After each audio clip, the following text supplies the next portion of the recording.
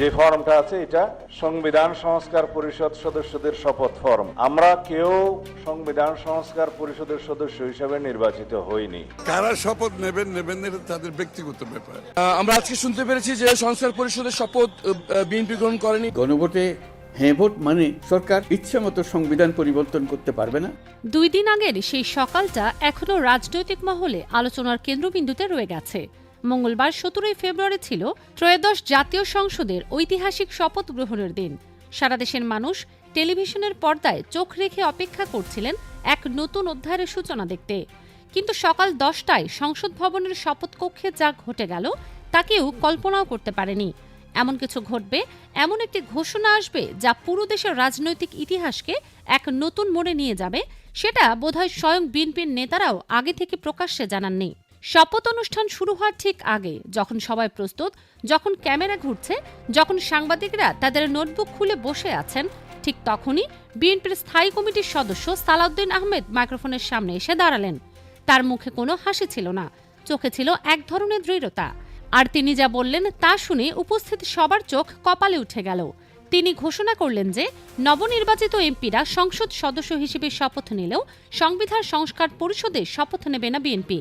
কারণ হিসেবে তিনি বললেন, সাংবিধানিক ও আইনি বিধান না থাকায় তারা আপাতত এই প্রক্রিয়ায় অংশ নিচ্ছেন না।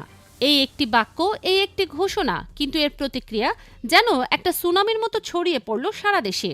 কারণ এই সিদ্ধান্তের মানে অনেক গভীর, অনেক সুদূর প্রসারী। এটা বুঝতে হলে আগে বুঝতে হবে সংবিধান সংস্কার পরিষদ আসলে কি এবং কেন এটা এত গুরুত্বপূর্ণ। মনে আছে নিশ্চয়ই, গণভোটে হ্যাঁ ভোট জয়ী হয়েছিল।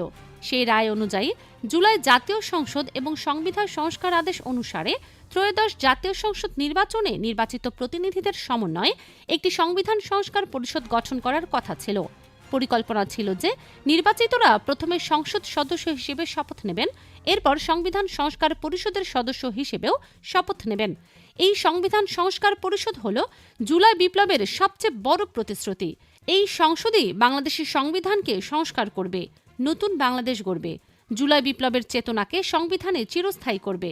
কিন্তু বিএনপি এই পরিষদের শপথ নিতে সরাসরি অস্বীকার করে বসল। কেন? সালাউদ্দিন আহমেদের যুক্তি ছিল, সংবিধানে এখনো সংবিধান সংস্কারক পরিষদ নামে কোনো বিষয়ের প্রতিফলন ঘটানো হয়নি। তিনি আরও বললেন যে তারা কেউ এই পরিষদের সদস্য হিসেবে নির্বাচিত হননি এবং সংবিধানে এখনো এটা ধারণ করা হয়নি। তার দাবি ছিল, গণভোটের রায় অনুযায়ী যদি এমন কোনো পরিষদ গঠিত হয় তবে তা আগে সংবিধানে অন্তর্ভুক্ত করতে হবে। প্রথম দেখায় এই যুক্তি শুনতে বেশ যৌক্তিক মনে হতে পারে, কিন্তু এই যুক্তির আড়ালে আসল উদ্দেশ্য কি সেটা বুঝতে খুব বেশি সময় লাগলো না রাজনৈতিক বিশ্লেষকদের। তারা বলছেন, বিএনপির এই যুক্তি আসলে একটা সুপরিকল্পিত কৌশল, একটা রাজনৈতিক চাল।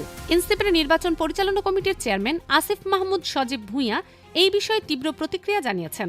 তিনি লিখেছেন যে সংবিধান সংস্কার পরিষদ সদস্যদের শপথ নির্ধারণ সময় হতে হবে।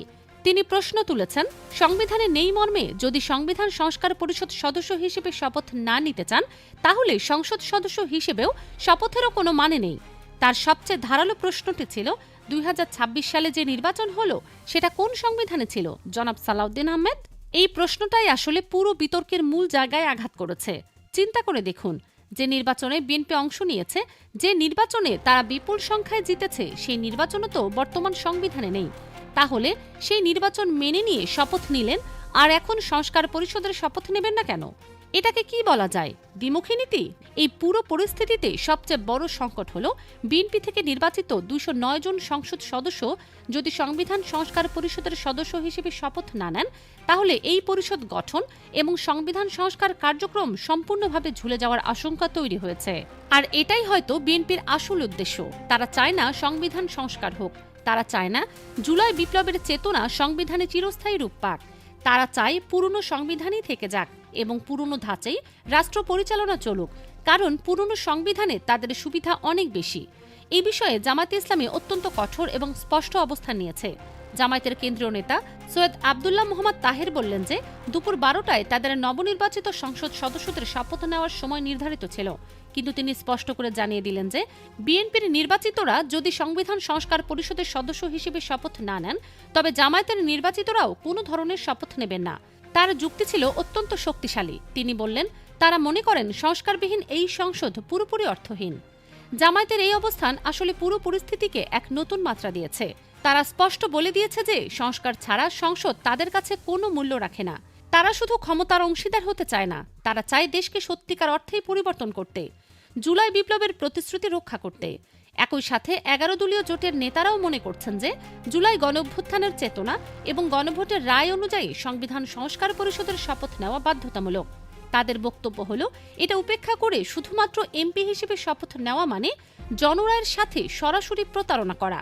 এই বিশাল রাজনৈতিক সংকটের মুখে নাগরিক সমাজের পক্ষ থেকেও কথা উঠেছে। সুজনের প্রধান নির্বাহী বদিউল আলম মজুমদার এই বিষয়ে গুরুত্বপূর্ণ মন্তব্য করেছেন। তিনি বলেছেন যে বিদ্যমান সংবিধানে অনেক কিছুই নেই। যেভাবে ত্রয়োদশ জাতীয় সংসদ নির্বাচন হয়েছে সেটিও বর্তমান সংবিধানে নেই। তিনি আরও বলেছেন যে গত 15-16 বছরের স্বৈরাচারী শাসনের পর গণতান্ত্রিক শাসন ব্যবস্থা প্রতিষ্ঠার দ্বারপ্রান্তে এসে এখন এসব বিতর্ক তৈরি করা সম্পূর্ণ অহেতুক এবং ক্ষতিকর। এখন প্রশ্ন হলো, এই পুরো ঘটনা থেকে আমরা কি বুঝতে পারছি?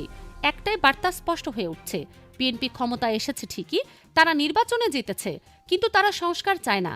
তারা চায় পুরনো ধাঁচার রাজনীতি চালু করতে। তারা ডক্টর ইউনূসের সংস্কার এজেন্ডা মানতে রাজি নয়। জুলাই বিপ্লবের চেতনাকে তারা সংবিধানে প্রতিফলিত হতে দিতে চায় না। এর পেছনের কারণও স্পষ্ট।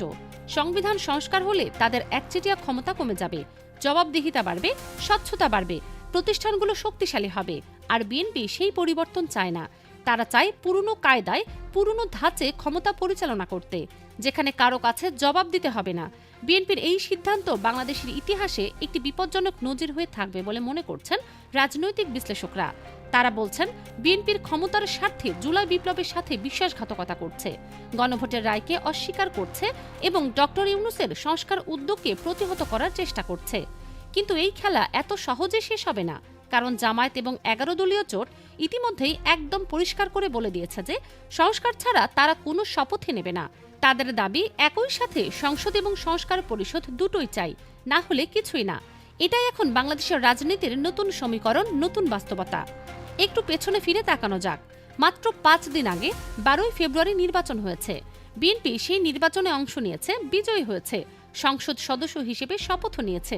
কিন্তু যখন সংবিধান সংস্কার পরিষদের শপথ নেওয়ার প্রসঙ্গ এলো, তখন হঠাৎ করে বলে বসলো যে তারা নেবে না। এখানে একটা মৌলিক প্রশ্ন উঠে আসে, যে নির্বাচনে বর্তমান সংবিধানে নেই, সেই নির্বাচনে অংশ নিলেন কিভাবে, শপথ নিলেন কিভাবে? আর এখন বলছেন সংবিধানে নেই বলে সংস্কার পরিষদের শপথ নেবেন না। এটা কি স্ববিরোধিতা নয়? এটা কি দ্বিমুখী আচরণ নয়? আসল কথা হলো একটাই, বিএনপি সংস্কার চায় না। জুলাই বিপ্লবের চেতনা তারা সংবিধানে স্থায়ী রূপ দিতে রাজি নয়। কারণ সংস্কার হলে জবাবদিহিতা বাড়বে, ক্ষমতার ভারসাম্য তৈরি হবে, প্রতিষ্ঠানগুলো স্বাধীন হবে। আর বিএনপি সেই পরিবর্তন মেনে নিতে প্রস্তুত নয়। তারা চায় পুরনো ধাঁচে, পুরনো কায়দায় ক্ষমতা পরিচালনা করতে। কিন্তু জামায়াত এবং তাদের মিত্ররা ইতিমধ্যেই বলে দিয়েছে যে সংস্কার ছাড়া কোনো শপথ নেই। সংসদ আর সংস্কার পরিষদ দুটোই একসাথে চাই, না হলে কিছুই না।